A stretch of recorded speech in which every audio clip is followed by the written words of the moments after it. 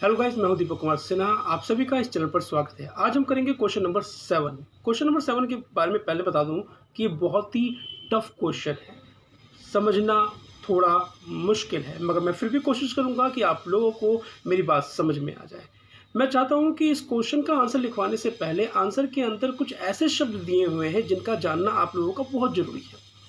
तो प्लीज़ बने रहें इस वीडियो में और इन शब्दों को ध्यान से समझें जो मैं अभी आपको कराने जा रहा हूं। इन पॉइंट्स को अगर आप समझ लेंगे तो इस क्वेश्चन के आंसर को समझना बहुत ही इजी हो जाएगा। कुछ बिंदु इस प्रकार हैं, जैसे केंद्र सूची, समवर्ती सूची, राज्य सूची, एकहरी नागरिकता, आपातकाल और राज्यपाल। इन शब्दों का आप लोगों को जानना बहुत ही जरूरी है। जब तक आप इन शब्दों के बारे में नहीं जानेंगे, इस क्वेश्चन के आंसर को आप लोग नहीं समझ पाएंगे। तो आइए समझते हैं इन शब्दों के बारे में सविस्तार से। आपको सबको मालूम है कि संविधान के अंदर सभी के कार्यों को बांटा गया है। उसी तरीके से संघ सूची में भी कुछ विषय रखे हुए हैं, राज्य सूची में कुछ विषय रखे हुए हैं और समवर्ती सूची में भी कुछ विषय रखे गए हैं। संघ सूची में जो विषय रखे गए हैं उनके ऊपर केंद्र सरकार कार्य करती है। राज्य सूची में जो विषय रखे गए हैं उनके ऊपर राज्य सरकार काम करती है और समवर्ती सूची में जो विषय रखे गए हैं उन विषयों पर केंद्र सरकार और राज्य सरकार मिलकर काम करती है। यहां पे मैं आप लोगों को क्वेश्चन फिर से एक बार रिपीट करना चाहूंगा। क्वेश्चन है एकात्मक। भारतीय संविधान के कोई 4 बिंदु बताइए जिसमें वो एकात्मक रूप धारण कर लेता है। भारतीय संविधान के कोई 4 लक्षण बताइए, 4 बिंदु बताइए जो एकात्मक रूप धारण करता है। एकात्मक यानी कि भारतीय संविधान के अंदर सबकी पावर्स को बांट रखा है, मगर ऐसी कब सिचुएशंस आती हैं जब सबकी बटी हुई पावर्स सिर्फ एक हाथों में चली जाती है। फिर से रिपीट कर रहा हूं, सबकी बटी हुई पावर्स किसी एक हाथों में चली जाती है। उन्हीं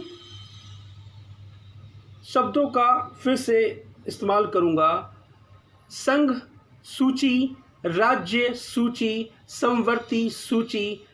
संघ सूची के विषय में केंद्र सरकार काम करती है, राज्य सूची के विषय में राज्य सरकार काम करती है। समवर्ती सूची में जो विषय हैं उनके ऊपर यहाँ पे जोर दे रहा हूँ मैं, क्योंकि यहीं पर आपको मालूम चलेगा कि केंद्र, राज्य मतलब संघ, राज्य सूची और समवर्ती सूची में जब काम बटे हुए हैं तो एक ये लोकतांत्रिक व्यवस्था हो गई, मगर इनके काम एकात्मक कब हो जाते हैं, यानी कि इन तीनों के पास जो पावर्स हैं वो एक के पास कैसे चली जाती है। फिर से रिपीट कर रहा हूँ, मैं पहले इसलिए वीडियो को थोड़ा सा लंबा इसलिए कर रहा हूँ क्योंकि शायद आपकी क्लास ऑनलाइन तो ऑटोमेटिकली चल ही रही होगी। एकात्मक शब्द आप लोगों के सामने आया होगा, शायद आप लोगों को एकात्मक शब्द के बारे में मालूम है या नहीं है, या आप समझ पाए हैं या नहीं है। इसलिए मैं चाहता हूँ कि ये वीडियो चाहे थोड़ी लंबी हो जाए मगर आपको एकात्मक शब्द का मतलब मालूम चल जाए कि एकात्मक शब्द किस तरीके से परिवर्तन हो जाता है लोकतांत्रिक व्यवस्था में। फिर से रिपीट, केंद्र सरकार संघ सूची, राज्य सूची और समवर्ती सूची। संघ सूची में जितने भी विषय हैं केंद्र सरकार काम करती है, राज्य सूची में जितने भी विषय हैं राज्य सरकारें काम करती हैं, समवर्ती सूची में जितने विषय हैं इन विषयों के ऊपर केंद्र सरकार और राज्य सरकार मिलकर काम करती है। फिर से रिपीट कर रहा हूं, केंद्र सरकार और राज्य सरकार मिलकर काम करती है।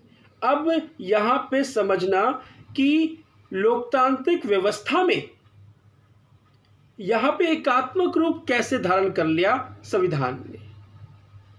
फिर से रिपीट, समवर्ती सूची में जितने भी विषय हैं उन विषयों के ऊपर केंद्र सरकार और राज्य सरकार मिलकर काम करती है, तो दोनों मिलकर काम करेगी। इन काम में कुछ विवाद भी हो सकते हैं या दोनों के दोनों उस काम के लिए सहमत भी हो सकते हैं। यहां तक बात समझ आई? यानी कि समवर्ती सूची में कोई एक विषय है, उस विषय के ऊपर ये केंद्र सरकार और राज्य सरकार मिलकर काम कर रही है, तो इन दोनों सरकारों के विचार मिल भी सकते हैं और तकरार भी उत्पन्न हो सकती है। अगर इन विषय पे दोनों सरकारों के विचार मिल जाएं तो काम आगे प्रोसीड कर लिया जाएगा। मगर इन दोनों के बीच में प्रॉब्लम आ जाए, यानी कि केंद्र सरकार कहती है कि इस कार्य को करना चाहिए और राज्य सरकार कहती है कि इस कार्य को करना नहीं चाहिए, तो उस कंडीशन में सिर्फ केंद्र सरकार की ही बात को माना जाएगा। सही सुना आपने, केंद्र सरकार की बात को ही माना जाएगा। तो यहां पर हम समझते हैं कि लोकतांत्रिक व्यवस्था होते हुए कुछ विषय कुछ कामों में पूरी पावर्स केंद्र के हाथ में चली जाती है। लोकतांत्रिक व्यवस्था होने के बावजूद हमारा भारत, हमारा संघीय व्यवस्था वाला भारत एकात्मक हो जाता है, यानी कि पावर्स केंद्र के पास चली जाती है। तो आप लोगों ने समझा होगा कि संघीय व्यवस्था में होते हुए भारत किस तरीके से सारी पावर्स केंद्र के पास चली गई। नेक्स्ट बिंदु, आपातकाल। आपातकाल इमरजेंसी कहते हैं। इमरजेंसी यानी कि देश के अंदर एक ऐसी समस्या आ जाने के बाद सारी पावर्स का इस्तेमाल केंद्र के पास चला जाता है, यानी कि केंद्र फिर सारे फैसले सिर्फ केंद्र लेता है। अगर मैं कोरोना की बात करूं, क्योंकि आजकल कोरोना अपने चरम सीमा पर है और दिल्ली में तो इस तरीके से कंडीशन हो रही है कि कभी वो डाउन हो रहा है, कभी वो अप हो रहा है। तो आपातकाल को इमरजेंसी का मतलब होता है खतरा, और खतरे कोरोना को मैं खतरा, सच में कोरोना बहुत बड़ी खतरा है हमारे देश के लिए, देश के क्या पूरे विश्व के लिए बहुत बड़ा खतरा है। तो मैं अपने देश की बात कर रहा हूँ। भारत देश में कोरोना का खतरा, सारी पावर्स किसके हाथ में चली गई? केंद्र सरकार के। केंद्र सरकार में फैसला लिया गया कि पूरे भारत में लॉकडाउन हो जाएगा। देख लो, राज्य सरकार के पास अपनी पावर्स होती हैं, राज्य सरकारों के पास अपनी पावर्स होती हैं, मगर इस इमरजेंसी काल में पीएम मोदी ने पूरे भारत में लॉकडाउन लगा दिया। मगर अभी हाल फिलहाल की कंडीशन को देखो, यानी कि कोरोना का उतार चढ़ाव चढ़ रहा है, तो पीएम मोदी ने अब लॉकडाउन लगाने का फैसला राज्यों के ऊपर छोड़ दिया है। यानी कि जो एकात्मक व्यवस्था पहले बनी हुई थी, यानी कि सारी पावर्स पीएम मोदी के हाथ में चली गई, यानी कि केंद्र के पास चली गई थी। मगर कोरोना के अप डाउन्स होने के कारण उन्होंने अब रियायत दे दी कि जो राज्य के पास पावर्स है वो अपनी मर्जी से अपने राज्य के अंदर लॉकडाउन लगाए या ना लगाए, उसकी जवाबदेही वो सरकार खुद देगी। अभी आप लोगों को मालूम होगा बिहार में लॉकडाउन लगे हुए हैं। नीतीश कुमार ने वहां की सिचुएशन को देखते हुए बिहार के अंदर लॉकडाउन लगा रखा है, मगर अभी दिल्ली में लॉकडाउन नहीं है। अलग अलग राज्यों में वहां की समस्याओं को देखते हुए वहां के सीएम अपनी पावर्स का इस्तेमाल कर रहे हैं और वहां पर लॉकडाउन लगा रहे हैं या नहीं लगा रहे हैं। इमरजेंसी, आपातकाल, मैं इस शब्द में यह बताना चाहता हूं आप लोगों को कि जब देश के ऊपर कोई संकट आता है तो उस समय सारी पावर्स केंद्र के पास चली जाती हैं, लोकतांत्रिक व्यवस्था होने के बावजूद। इसको और अच्छे से थोड़ा सा एक्सप्लेन कर दूं, क्योंकि राज्य और केंद्र की बात हो रही है। दारूबंद कहां पर है? बिहार में। क्या बिहार के नीतीश कुमार हरियाणा में दारूबंद करवा सकते हैं? राजस्थान में दारू बंद करा सकते हैं? बिल्कुल नहीं। उनके पास जो पावर्स हैं वो बिहार तक सीमित है। मगर अगर केंद्र की सरकार, यानी कि केंद्र में जिसकी अभी सरकार है, केंद्र में जिसकी अभी सरकार है, अगर वो चाहे, अगर वो कोई बिल पास कर दे, पूरी मेजॉरिटी के साथ पूरे देश में दारू बंद कर सकती है। यानी कि कुछ टर्म एंड कंडीशंस में लोकतांत्रिक व्यवस्था होते हुए सारी पावर्स एक हाथों में चली जाती है।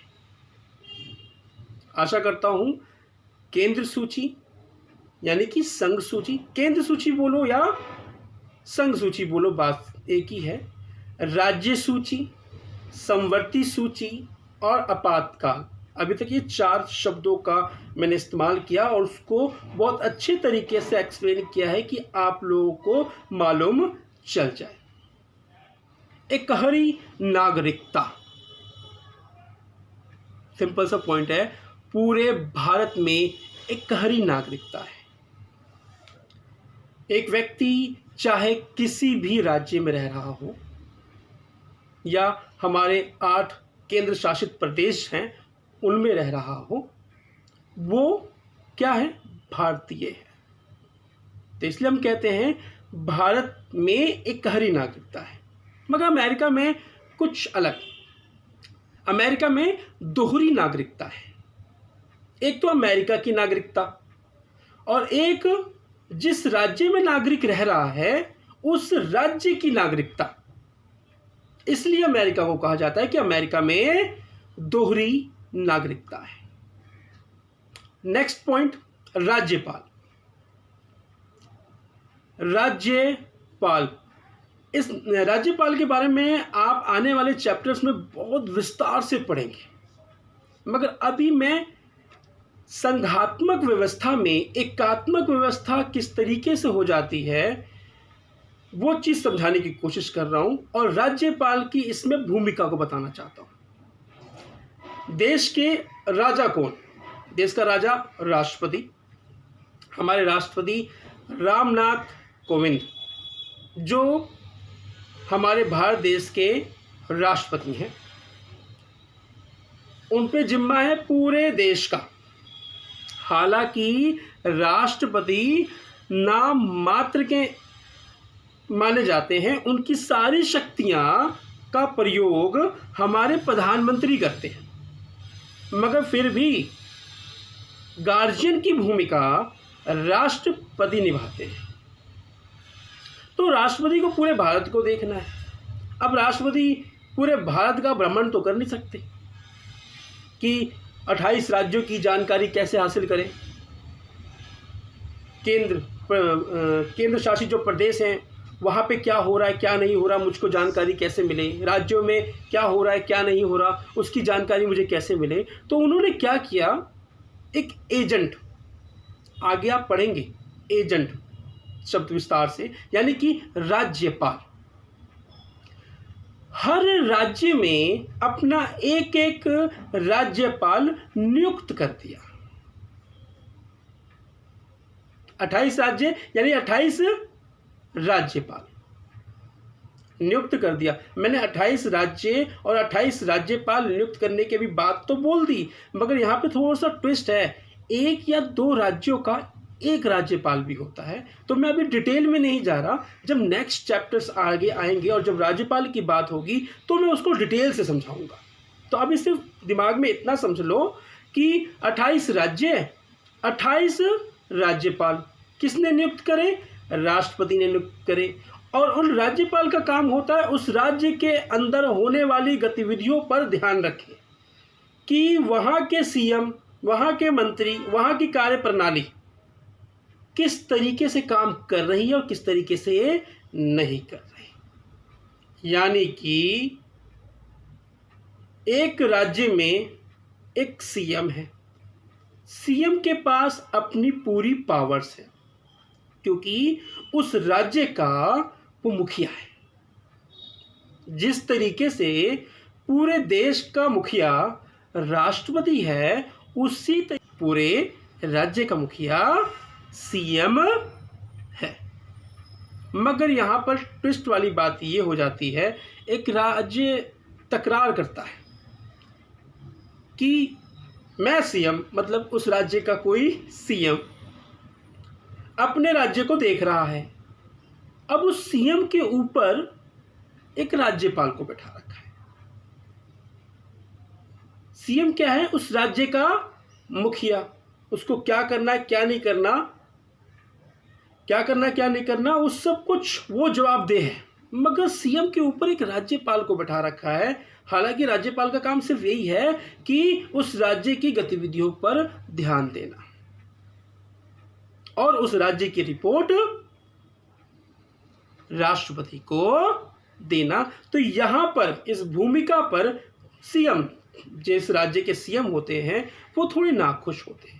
वो कहते हैं कि लोकतांत्रिक व्यवस्था में होते हुए भी हमारे ऊपर एक राज्यपाल को बैठा रखा है, तो हम कैसे माने कि लोकतांत्रिक व्यवस्था है?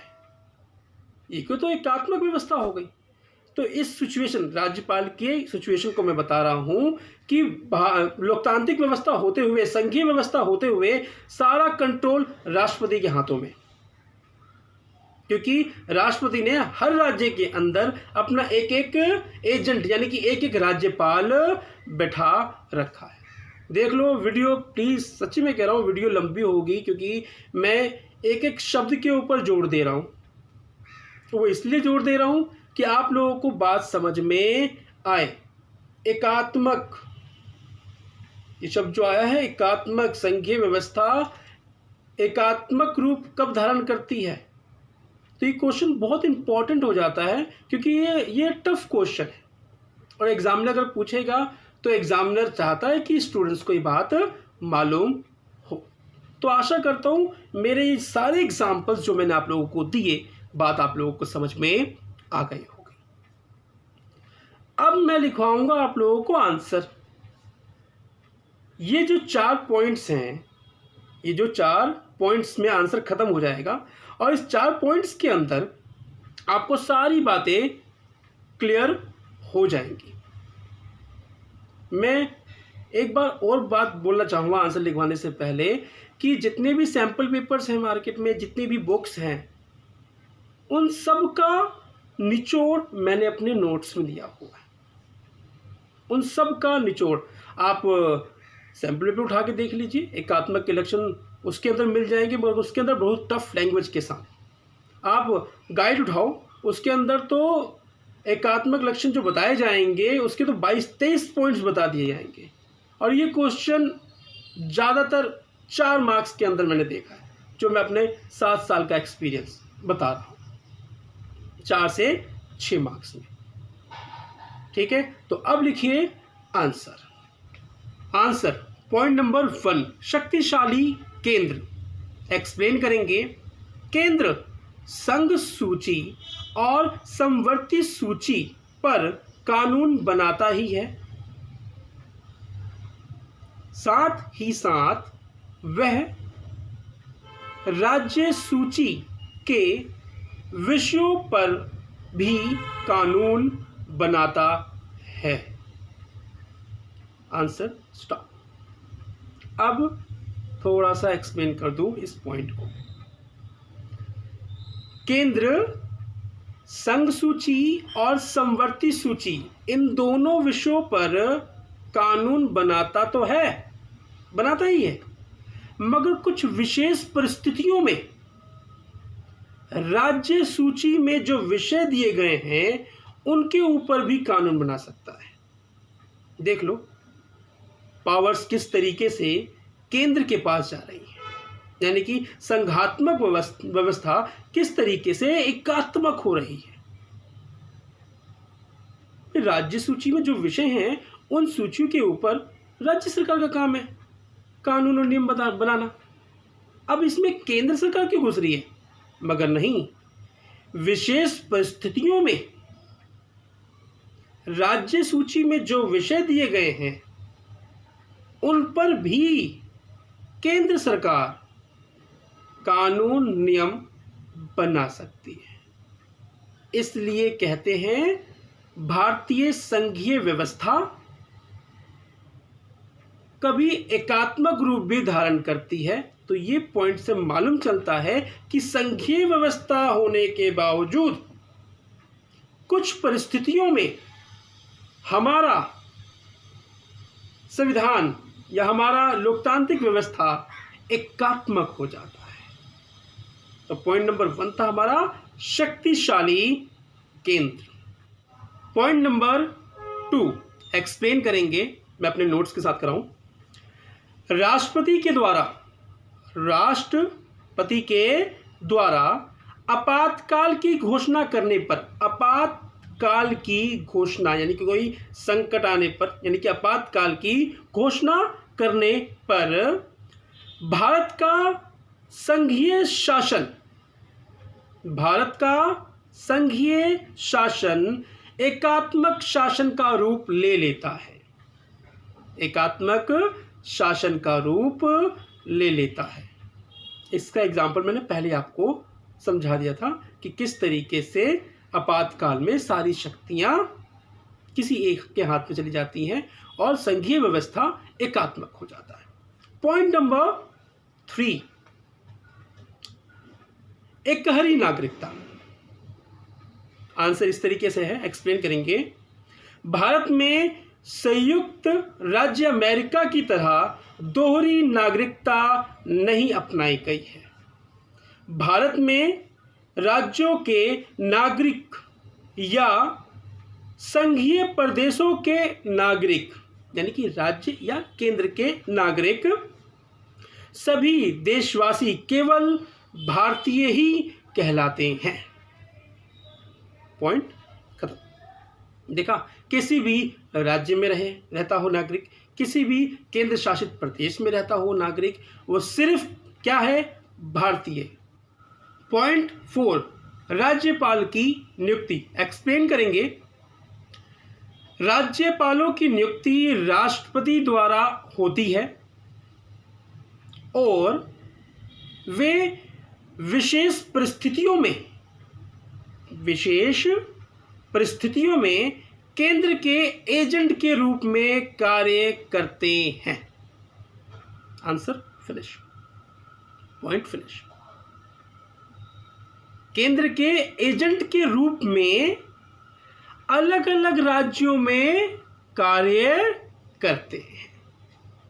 आशा करता हूं कि आप लोगों को आंसर अच्छे से समझ में आ गया होगा, क्योंकि मेरी मेहनत आप लोग देख ही रहे होगे, ये पसीने। तो मिलते हैं नेक्स्ट वीडियो में। अपना और अपने परिवार का ध्यान रखें, संविधान के नियमों के साथ चलें। जय हिंद, जय